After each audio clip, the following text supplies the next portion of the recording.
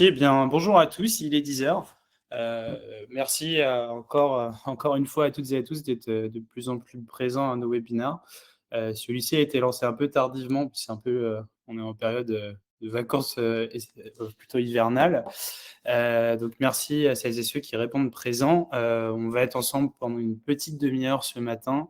L'objectif, ça va être de présenter la nouvelle interface de décodage Modbus BACnet qui permet aux objets LoRaWAN donc de communiquer, de pouvoir être interconnectés avec des automates, notamment dans les bâtiments et dans le cadre de projets GTB. Donc le programme du jour. Donc on va refaire un petit point sur Ericom pour les nouvelles personnes présentes ce matin. On va montrer une architecture réseau sur l'intégration du LoRaWAN dans les installations GTB et on va ensuite faire une démonstration. Je dis on car nous sommes deux ce matin. Il y a Sébastien qui est présent. Tout à fait. Donc Sébastien, notre ingénieur application, pour les personnes qui sont clientes chez nous et qui ont déjà fait appel soit à nos services de formation ou à notre support, vous avez probablement déjà été amené à discuter avec Sébastien. Donc voilà, donc c'est lui qui prendra le relais sur la partie technique, hein, comme à son habitude. Donc on va pas perdre de temps, on va continuer donc sur la petite présentation d'Ericom. Donc Ericom, c'est toujours 3 sites en France. Un qui est en région parisienne et les 2 autres qui sont dans les Pays de Loire. Sur le site de Saumur, on a tout notre centre technique qui est là-bas, dans lequel il y a notre équipe où Sébastien est présent, avec Fabrice également. Sur la partie technique et sur le centre de Boufféré, donc c'est à Montaigu, à environ 3/4 d'heure de Nantes. On a tout notre centre administratif et logistique qui est là-bas, donc tous nos stocks sont concentrés là-bas et une petite partie de l'équipe commerciale également. Donc Ericom actuellement c'est 14 personnes, en 2024 c'était 4 millions d'euros de chiffre d'affaires, donc on est sur une entreprise qui croît, c'est très intéressant. Cette année, on a restructuré l'équipe en interne. On a séparé l'activité en 2 business units. On a la business unit M2M, donc celle qui concerne tout ce qui va toucher l'accès distant, la conversion de protocole. Donc c'est un milieu qui est très industriel. On y reviendra tout à l'heure avec les noms de nos partenaires. Et on a la business unit IoT, qui est celle qui va vous intéresser ce matin, puisque le sujet concerne toute la partie IoT. Et donc, moi, je suis Julien Touaille, donc c'est moi qui présente ce matin avec Sébastien, que l'on va voir juste après sur la partie technique. Donc, sur la partie technique, on retrouve donc Sébastien. Il y a également Patrice qui s'occupe de toute la partie HMS. Donc là, c'est notre expert, entre guillemets, IWON et cybersécurité. Et on a également Fabrice qui n'est pas sur l'image, qui gère un certain nombre de tickets au quotidien. Vous avez de grandes chances de tomber sur lui à un moment ou à un autre si vous avez des retours sur des produits, des besoins d'aide sur la configuration technique. Sur la partie offre produit, il y a des choses qui évoluent. On est en évolution perpétuelle. On a toujours notre offre. On a différentes propositions de valeur qui sont des propositions qui sont toujours ouvertes. Ericom tient vraiment à maintenir cela. Donc, on a différentes solutions pour la partie capteur, infrastructure réseau, plateforme et également la partie service. On y reviendra après. Sur la partie capteur, on a différents fabricants que l'on verra tout à l'heure. Sur la partie architecture réseau, donc on va travailler avec différents fabricants qu'on reverra également. Et dans cette partie infrastructure, on intègre également, donc évidemment les sujets LoRa, mais il y a également toute la partie routeur 4G, également 5G, puisqu'on en a également au catalogue, et après tout ce qui permet donc de faire de l'accès distant. Pour la partie plateforme IoT, c'est une plateforme que l'on propose. On travaille beaucoup avec IoSync, entre autres, aujourd'hui, qui est notre partenaire. C'est une option, comme on dit, c'est une option, c'est-à-dire que vous n'êtes pas obligé de l'utiliser pour pouvoir utiliser nos systèmes. On reste vraiment sur des systèmes complètement ouverts, d'où notre présentation de ce matin qui va vous montrer comment on fait pour interconnecter nos systèmes avec des solutions qui sont déjà en place dans les bâtiments. Sur la partie service, donc on propose des offres de LoRa Network Server. Ça ne va pas être dans le sujet de ce matin, puisque là, on va vraiment parler interface en local. On propose également une offre de carte SIM multi-opérateurs qui peuvent être intéressantes, notamment lorsque on veut positionner des routeurs. Vous ne savez pas forcément quel est l'opérateur le mieux disant à l'endroit où vous allez réaliser votre chantier. Donc, avoir une carte SIM multi-opérateur peut avoir du sens pour ça. On a des tarifs qui sont assez compétitifs sur cette offre-là. On a également un service de VPN que l'on appelle VPNR. Et après, on a la possibilité de faire de la souscription de services sur différents produits. Ça, c'est à la demande. On retrouve ici nos différents partenaires premium. Je voulais aussi mettre en avant sur la partie service la partie audit sur site qu'on est capable de réaliser. Sébastien, tu veux peut-être tirer un petit mot là-dessus, parce que c'est toi qui réalises les audits. Oui, tout à fait. Donc, quand vous avez un bâtiment industriel ou tertiaire, un site industriel à couvrir en LoRaWAN, il est important en fait de faire un audit radio avant d'installer tout le matériel pour pouvoir déterminer le ou les points hauts stratégiques où on va installer là ou les gateways en fonction de la superficie du site et de la complexité à couvrir telle ou telle zone. Quand je fais ce genre d'audit, en fait, donc je place ma gateway sur un point haut et je fais le tour du site avec un testeur réseau pour valider la bonne communication. Et le but va être d'optimiser en fait la liaison radio, de vérifier que ça passe partout et de dire bah voilà, dans votre cas, il va falloir installer les antennes à tel endroit ou à tel endroit et de dire bah il faut combien d'antennes pour couvrir mon site. Donc voilà, ça donne lieu à un petit rapport derrière qui va vous dire voilà ce qu'on préconise dans votre cas. Donc ça, c'est pour la partie audit. On peut aussi vous proposer des formations, qui soient des formations produits et ou sur des technologies. Par exemple, ces audits, Sébastien, ça t'arrive de présenter, d'apprendre aux entreprises à réaliser des audits pour être assez autonome par la suite. Oui, tout à fait. Tout à fait. Pour le matériel que j'utilise est du matériel du commerce. Le testeur réseau que j'utilise, c'est un testeur Wateco pour ne pas le citer. Et en fait, celui-ci peut être acheté par les clients et utilisé en autonomie. Donc, nous, on propose la partie audit pour vous simplifier la vie quand vous ne connaissez pas la technologie ni maîtriser la solution. Et après, si vous voulez être maître de votre solution, on peut vous former sur ces produits-là. Voilà, donc après, il y a aussi la dernière option dans les services que l'on propose. On peut aussi vous faire de la préconfiguration de matériel. Ça peut être sympa si vous avez un projet avec plusieurs dizaines de capteurs, voire centaines sur certains projets. La configuration peut avoir un temps humain assez conséquent. Et nous, on est en capacité de vous préconfigurer le matériel afin qu'il arrive sur site déjà prêt à l'emploi. Ça, c'est des choses que l'on peut aussi vous proposer dans le cadre de nos projets. Donc voilà, alors les différents partenaires, vous allez le voir tout de suite à l'écran, on a différents partenaires qu'on qualifie de premium. Donc on va retrouver les trois propositions de valeur sur la partie collecte que l'on assimile au capteur. Donc on a deux grands partenaires qui sont Wateco et Malsite. Wateco qui est notre partenaire Made in France.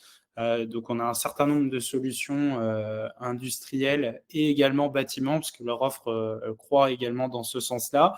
Wateco, historiquement, Ericom utilise beaucoup Wateco sur toute la partie donc collecte, sur la partie température, humidité, qualité de l'air, mais également la partie sous-comptage énergétique, qui est un point très important chez Wateco. Et ils ont également un produit qui est beaucoup recherché dans le monde de la GTB, qui est le fil pilote, pour pouvoir piloter vos convecteurs électriques. Et tout ça grâce au LoRaWAN. On le verra tout à l'heure lors de notre présentation. Et on a également intégré, il y a environ un an, Malsite pour la partie capteur, puisque Malsite propose des solutions un peu différentes de Wateco. L'objectif, c'est pas de les mettre en concurrence l'un et l'autre, c'est vraiment d'avoir des propositions de valeur différentes pour pouvoir servir au mieux nos clients. Donc voilà, et aujourd'hui, on va surtout se concentrer sur la partie architecture réseau de Malsite, donc toutes les passerelles qu'ils proposent. Ensuite, donc on va passer justement sur la partie transmission, qui est la partie architecture réseau. Donc, on a notre partenaire HMS, qui détient les marques Ewon, Enibus, Intesis et Oasis. Dans le cadre de vos projets GTB, vous connaissez probablement Intesis, puisque Intesis est un fabricant qui permet de convertir le protocole de vos cassettes de clim, notamment des unités intérieures principalement. Donc ça, c'est un partenaire avec lequel on travaille depuis plusieurs années, qui est assez présent dans le monde de la GTB. Et il y a également Ewon qu'on peut retrouver, notamment intégré dans les coffrets pour pouvoir faire de l'accès distance sur des automates ou autres, surtout sur des accès distance sécurisés.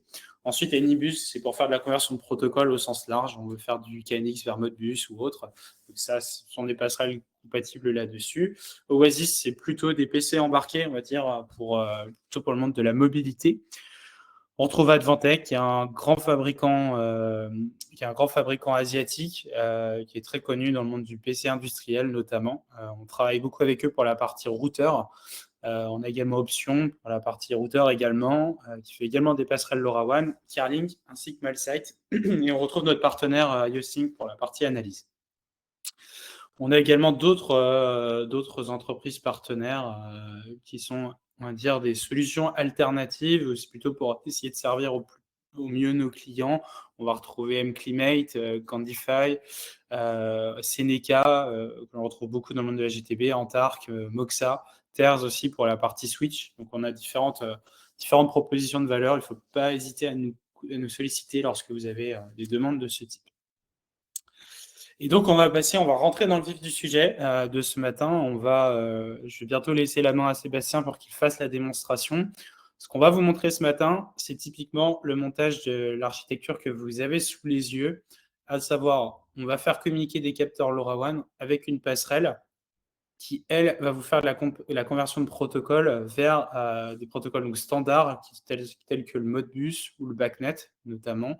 Il faut savoir que ces passerelles-là, elles sont également capables de communiquer en HTTP MQTT, qui sont des protocoles beaucoup plus axés web. Donc, l'objectif, c'est que cette passerelle soit en capacité de communiquer avec une supervision, avec un automate ou autre. Donc, ce qu'on va vous montrer ce matin, c'est l'intégration d'un capteur déjà Malsite, puisque on va faire Malsite, c'est le premier truc, tout est déjà décodé, donc c'est assez simple. Et on va également vous montrer comment nous, on intègre les capteurs Watt-Echo dans cet environnement-là. Si je ne l'ai pas précisé tout à l'heure, si vous avez des questions, n'hésitez pas à les poser dans le chat et on y répondra à la fin de ce webinaire. Sébastien, je te laisse la main pour la présentation plutôt technique. Oui, tout à fait. Je vais te laisser la main sur le partage. Je partage mon écran. Et ça devrait bientôt apparaître. C'est bon. C'est bon, vous voyez mon écran. Donc on est ici sur ma passerelle UG56. J'ai pris le modèle que j'avais sous la main, mais ça fonctionnera exactement de la même façon sur la gamme UG65 et UG67. Les petites différences entre ces trois gateways, UG56 va être une version un peu petite et non IP56, comme son nom l'indique. L'UG65 qui est au-dessus va être un petit peu plus robuste et un peu plus industrielle, elle va être IP65. Et la UG67 va être la version extérieure qu'on va mettre sur le toit de l'usine, par exemple, qui va être complètement étanche, qui va être IP67. Mais le fonctionnement va rester le même d'une passerelle à l'autre et on va retrouver la même interface à chaque fois. Donc là, je suis connecté sur l'interface web de la Malsite. Je suis sur la page status, en fait, qui va me donner un petit état des lieux de ma gateway, quelle est la version de firmware, quel est le modèle, depuis quand elle est démarrée, etc., etc. Beaucoup d'informations. Bon, on ne va pas faire le tour de tous les menus aujourd'hui, ce n'est pas le but. On va aller à l'essentiel et on va aller directement sur la partie LoRa. Donc LoRa, j'ai déjà un peu pré-mâché le travail, c'est-à-dire que j'ai déjà créé une application pour repousser les données en fait vers l'extérieur. On va tout de suite voir la partie payload codec. Donc en fait, Malsite propose désormais en fait d'intégrer tous ces décodeurs de façon automatique dans la gateway. Et en fait, on peut soit obtenir les fichiers directement si la gateway elle a un accès Internet en cliquant sur le bouton Obtain et on a la dernière version de codec de Malsite. Sinon, on a une version en local upload si la gateway n'est pas connectée à Internet, ce qui peut arriver dans certains cas. Et donc, je peux aller chercher sur le site GitHub de Malsite en fait tous les décodeurs, les intégrer assez facilement via un fichier zip. Le nouveau firmware en fait, de Malsite qui supporte désormais la partie Modbus propose en fait 3 fichiers par capteur. Donc, on le voit dans le tableau avec les coches vertes, on a un fichier qui va être le décodeur, un fichier qui va être l'encodeur si c'est plutôt un actionneur, donc dire si j'écris en Modbus ou en backnet, je vais faire une action sur ma sortie tout ou rien de mon actionneur. Et j'ai un nouveau fichier qui est apparu avec cette nouvelle version de firmware, qui est l'object mapping. En gros, ça va être une description des variables pour faire une intégration backnet et Modbus beaucoup plus simple qu'avant. Si je clique sur le détail, je vais cliquer sur le petit point d'exclamation ici pour visualiser un petit peu comment ça se découpe derrière. Vous n'avez pas besoin d'y toucher, hein, ne vous inquiétez pas. En fait, vous avez donc le décodeur, c'est le fichier JavaScript qui va décoder les données, donc de dire je reçois ma trame hexadécimale de la partie radio, qu'est-ce que j'ai à l'intérieur et comment j'interprète mes données, pour dire je vais ressortir par exemple une température, une humidité. L'encodeur, comme je vous disais, c'est plutôt quand j'ai besoin d'aller écrire quelque chose. Donc là, en fait, sur ce capteur AM102, il n'y a pas d'actionneur, donc en fait, il n'y a rien du tout, il n'y a pas de code spécifique. Et ensuite, j'ai mon fameux fichier de mapping. Alors, je vais prendre les variables à la fin, c'est plus simple, plus explicite, où je vais retrouver ici, par exemple, une variable d'humidité. Donc, en fait, ce fichier va dire quelle est la description de ce qui sort ou ce qui entre de mon décodeur ou de mon encodeur. Donc ici, je sais que j'ai une variable d'humidité qui va avoir en unité un pourcentage d'humidité. Je dis le mode d'accès, savoir si c'est une variable qui est en lecture ou en écriture, ou les deux. Et ensuite, il y a une partie de description qui va être pour la partie Modbus, donc de dire que la donnée, c'est un nombre et que c'est un flottant, donc ça va réserver tant de cases mémoire dans ma table d'échange Modbus. Et idem pour la partie backnet, où en fait, je vais dire c'est une variable de type analog input object, et voici l'unité qui est le pourcentage d'une unité relative en sortie. Donc ça va permettre de simplifier les choses pour l'intégration, on le verra tout à l'heure. Donc là, en fait, j'ai, avec ce firmware, avec la Malsite, en fait, la possibilité d'avoir directement les décodeurs de Malsite intégrés. Donc ça, c'est assez pratique. Mais je peux aussi ajouter ce qu'on appelle des custom payload codec. Donc par exemple, si vous avez besoin d'un capteur qui n'est pas dans la gamme Malsite, par exemple un Wateco, ici, j'ai intégré moi mon petit capteur température humidité qui est le HygroTempo de chez Wateco. Et en fait, j'ai refait le travail d'intégration d'un décodeur, d'un encodeur. Donc ici, pareil, il n'y a pas d'actionneur, donc il n'y a pas d'intérêt, et du fichier mapping. Donc ça, on met, nous, à disposition de nos clients. En fait, comme on distribue Wateco, on met à disposition ces fichiers. On a déjà fait une base assez conséquente. Il y a les 3/4 des capteurs qui sont déjà décodés et encodés et avec le fichier de mapping qui sont disponibles. Donc sur demande, on peut vous les fournir. Et voilà, donc vous pouvez intégrer facilement vos capteurs Wateco dans la Malsite. Je fais annuler. Donc là, en fait, on va décrire comment sont décodées les données. Ensuite, profil, donc ça, c'est les profils classiques en LoRaWAN, mais ça, si vous avez déjà déclaré du LoRaWAN, vous avez l'habitude. Classe A, ça va être des objets qui vont être sur pile en autonomie. Classe C, ça va être plutôt les actionneurs qui vont être alimentés électriquement en permanence, en écoute radio permanente. Et OTA, c'est le mode d'authentification. On a un mode APP qui est un peu désuet, on va l'oublier pour aujourd'hui. Et enfin, j'ai mes devices qui sont créés. Donc, en fait, je crée mes devices avec les clés qu'on vous fournit quand vous achetez un capteur chez nous. Donc, avec DevEI, AppEI, AppKey. Donc ici, j'ai 3 devices. Donc, j'ai mon testeur radio, mais ça, c'est pas le but d'aujourd'hui. J'ai mon capteur EM300TH qui va être ma sonde de température humidité de chez Malsite. Et j'ai un HygroTempo, donc température humidité, mais de chez Wateco. Donc, le but, c'est de vous montrer un petit peu comment fonctionnent les deux. J'ai pris des capteurs assez simples, mais on pourrait avoir des exemples un peu plus complexes.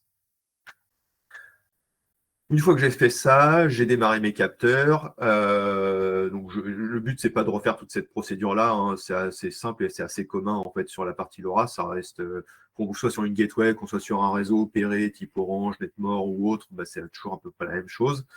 Dans la partie paquet, je vais retrouver un petit peu d'éléments sur les trames qui sont entrantes. Donc là, en fait, on voit que j'ai des communications assez fréquentes. Alors, j'ai fait exprès de faire communiquer mes capteurs assez fréquemment pour avoir des données et pour que ça soit assez vivant.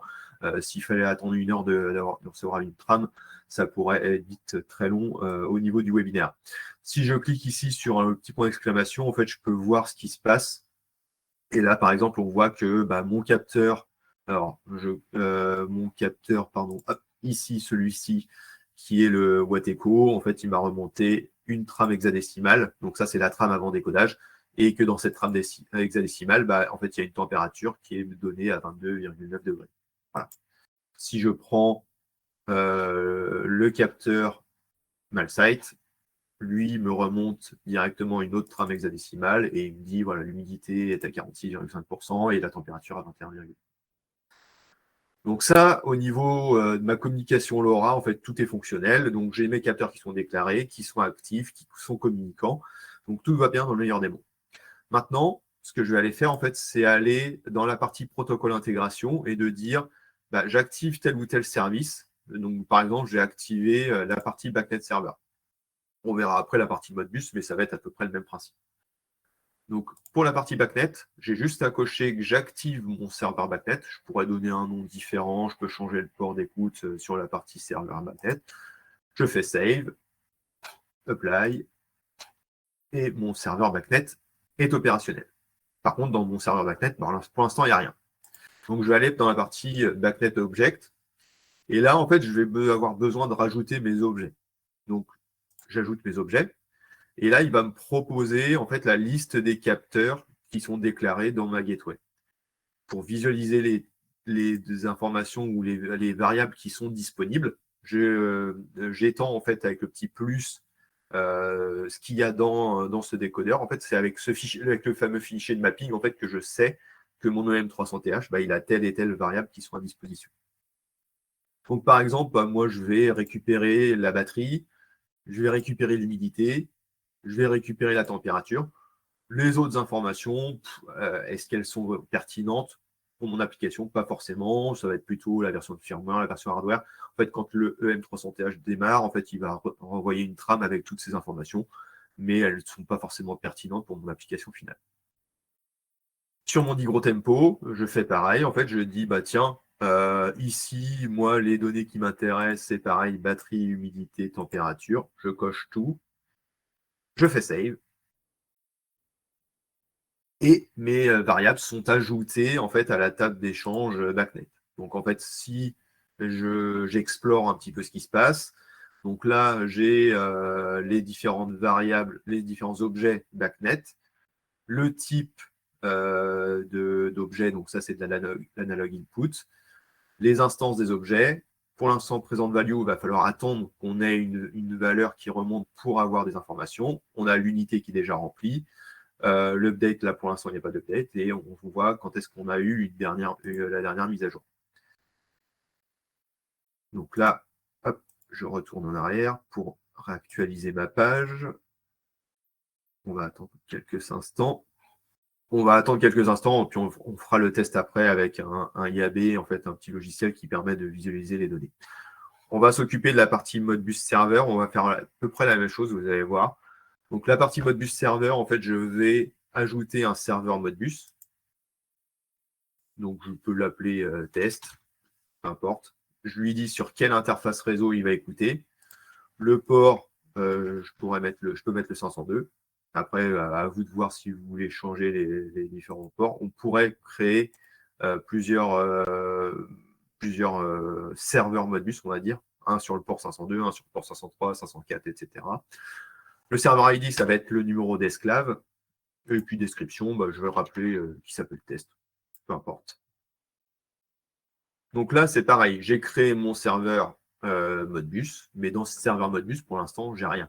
En fait, il va juste être vide. Donc, je vais créer ma table d'échange avec la partie Modbus objet. Et là, c'est le même principe. Je fais un add. J'ajoute les variables qui m'intéressent. Donc, je vais refaire à peu près la même chose, hein. Je vais dire, je veux la batterie, l'humidité et la température pour mes deux capteurs. Batterie, humidité, température. Je fais save et ma table d'échange, elle est déjà faite. J'étends avec le petit plus. Je vois le type de registre. Je vois à quelle adresse sont les données. Je vois quel est le format des données qui sont mis à disposition. Donc, je sais combien de registres je dois aller chercher. Par défaut, on voit en fait qu'il fait automatiquement une incrémentation en fait, au niveau des registres. Donc, la première valeur va être adresse 0, après l'adresse 1. Après, comme l'humidité sur un float, ça fait 2 registres, donc ça passe à 3, etc. etc. Si la table d'échange ou le placement des données ne vous convient pas, en fait, vous pouvez à tout moment modifier ça.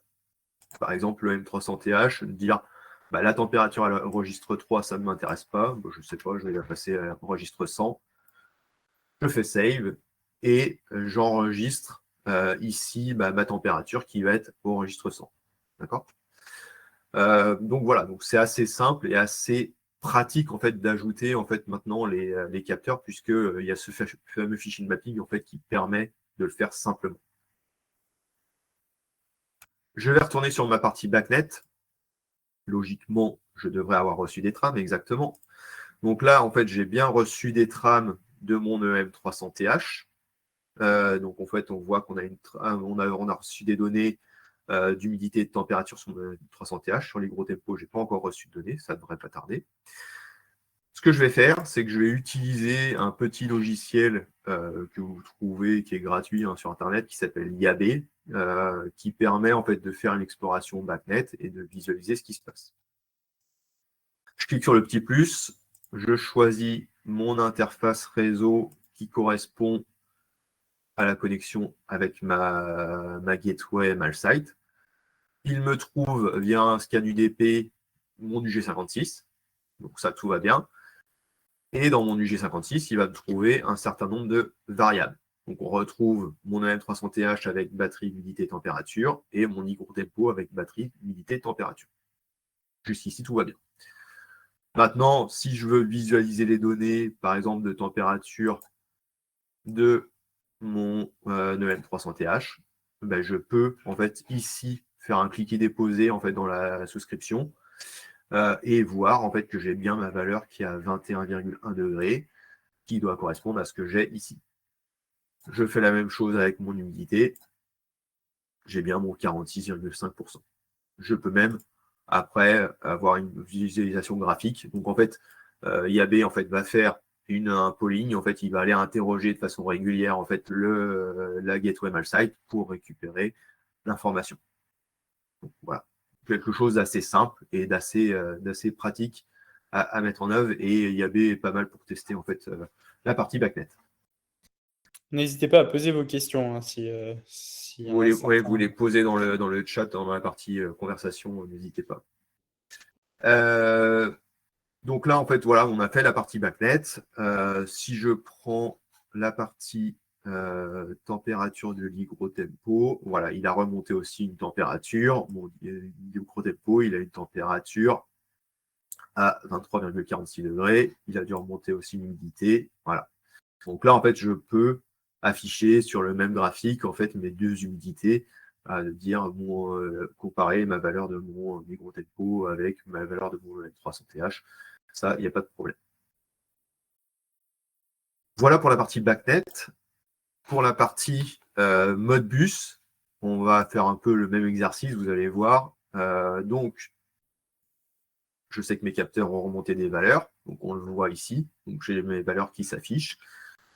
Je vais utiliser, dans mon cas, un petit outil que vous devez connaître qui est Modbus Doctor. Je configure pour taper sur ma gateway. Le port, c'est pas le 512, c'est le port 502. Je me connecte. Donc là, je suis bien connecté sur ma gateway et je vais aller lire, par exemple, je vais prendre mon registre 100. Je sais que c'est une longueur de 2. Je sais que c'est du flottant. Et là, je fais une lecture. Et je n'ai rien, pardon, parce que je ne suis pas sur le bon, c'est de l'input register.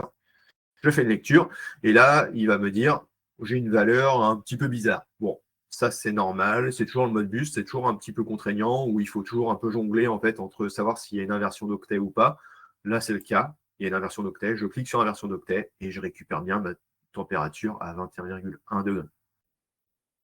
Je peux faire la même chose sur mon registre 8. Je vais chercher mon registre 8, je fais une lecture et je récupère bien la température de mon hygrotempo. Alors, la valeur, elle est différente parce qu'il a dû renvoyer une valeur depuis.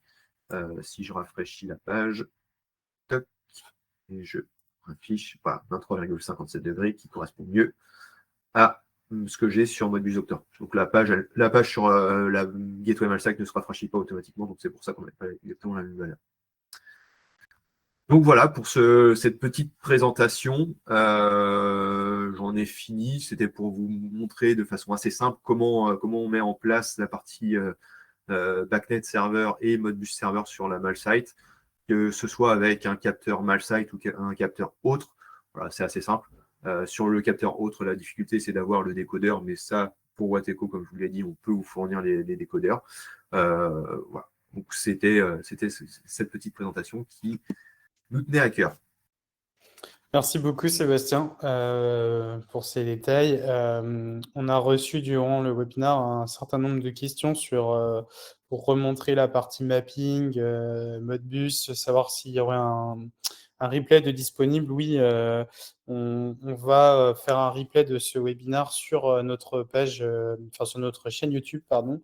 Donc vous pourrez regarder ça en détail. Et puis si vous avez besoin même qu'on vous montre plus en détail, on pourra réorganiser des visios avec les uns et les autres de manière particulière, et puis on pourra vous remontrer les choses avec Sébastien. Ouais. Je vois une question aussi tout de suite alors, qui me remonte sur la partie mapping, notamment pour le Modbus. Alors, pour le Modbus, c'est toujours un petit peu compliqué, puisque le Modbus va être dépendant de ce que vous allez remonter comme information. Donc, si on parle des capteurs Wateco, par exemple, en fait, la donnée va être dépendante à chaque fois de ce sur quoi vous allez connecter le boîtier Modbus Wateco. Donc, si par exemple c'est sur un compteur Socomec ou si c'est sur un compteur, je ne sais pas de quelle autre marque, bref, en fait, à chaque compteur ou à chaque équipement esclave Modbus, vous allez avoir une donnée qui est un peu différente. Donc, avoir un décodeur générique est toujours un petit peu compliqué. Donc là, il faudra adapter en fonction des besoins. Voilà. C'est juste Il une y a petite précision. Il y a une question également, Sébastien, autour de l'UC100 Oui. de Malsite, donc le petit capteur Modbus maître de chez Malsite. Donc, s'il est possible d'effectuer des écritures en Modbus, comme envoyer une consigne sur une CTA. Oui, c'est possible. Donc c'est possible, mais ça, on va passer par un autre mode directement. Donc en fait, il y a un mode dans la Malsite qui permet de passer en mode transparent, c'est-à-dire que vous n'allez pas du tout passer par cette partie protocole intégration qui est à l'écran actuellement, mais quand vous allez déclarer votre UC100, en fait, vous allez avoir directement dans la partie device l'option de mettre en mode transparent. Donc la gateway va écouter sur le port de votre choix, va transférer les données au travers de la liaison radio vers l'UC100 et ensuite interroger votre esclave Modbus et vous avez la réponse qui revient dans votre sens. Donc en gros, la partie LoRa devient transparente. Donc vous tapez vos requêtes sur la gateway Malsite qui est transférée en radio vers votre esclave et vous avez la réponse qui revient via la gateway. Donc en fait, cette partie LoRa, elle est transparente et le seul inconvénient ou le seul point d'attention, c'est de dire on ne va pas faire des requêtes trop fréquentes parce qu'il y a la liaison radio qui est un petit peu bas débit, on va dire, entre les deux et qui peut potentiellement en fait avoir un peu de latence. Donc il faudra faire attention à ça, mais ça, c'est pas un problème. On peut le faire. Du coup, on a eu une autre question sur est-il possible d'écrire depuis un équipement Modbus vers le capteur LoRa? Bah, pour le coup, oui, en passant par cette interface avec Oui. ce que Sébastien vient d'expliquer. Quelle Après, différence entre la passerelle CloudGate et celle-ci? C'est principalement une différence de ressources informatiques. La MailSite est beaucoup plus puissante. On va pouvoir mettre beaucoup plus de capteurs en simultané sur la passerelle. Globalement, Sébastien, tu m'arrêtes si je me trompe, mais il me semble qu'on peut monter jusqu'à 2000 points BACnet sur la MailSite et ouais. on sera beaucoup moins, on aura beaucoup moins de possibilités avec la CloudGate. Et autre gros point pour la partie économique, la CloudGate nécessite de payer un abonnement pour la partie BACnet, enfin une licence one shot, ce qui n'est pas le cas avec la partie MailSite, c'est natif. Ouais. En fait, la CloudGate, elle va être intéressante quand vous avez d'autres protocoles à aller chercher. La CloudGate, c'est un petit peu un couteau suisse et vous allez pouvoir rajouter des cartes d'extension pour aller rechercher des données en MBus, en Modbus, en BACnet IP, etc. directement, alors que la MailSite, en fait, va être dédiée uniquement au LoRaWAN. Donc, en fait, voilà, ça va être ça la grosse différence. Et comme disait Julien, la différence de processeur, de mémoire, etc., qui permet d'avoir plus de capteurs sur la MailSite que sur la CloudGate. Oui, et concernant la MailSite, oui, on peut avoir jusqu'à 2000 points BACnet et 2000 points Modbus sur la gateway. Et enfin, Sébastien, on va traiter une dernière question. Après, on répondra individuellement à l'écrit pour les autres. Est-ce qu'on peut en parler un petit peu plus de la partie MQTT HTTP pour une supervision sur un serveur externe, par exemple? Ouais, mais Est-ce que tu veux ajouter un petit sujet, enfin un petit je peux exemple montrer un là-dessus? exemple tout de suite pour en fait la partie HTTP ou MQTT. En fait, dans la partie application, vous allez pouvoir en fait ici dire comment on va ressortir les données. Donc en fait, on peut ressortir les données en HTTP, en MQTT nativement, et en plus de ça, on peut ressortir sur les protocoles locaux type BACnet ou Modbus qu'on vient de voir. Par exemple, là, dans mon application, j'ai une application qui s'appelle Keron, qui va remonter vers l'application IOSIM Keron dont Julien a parlé au début de la présentation. Et ici, si je clique sur mon petit crayon, on voit que j'ai une connexion MQTT.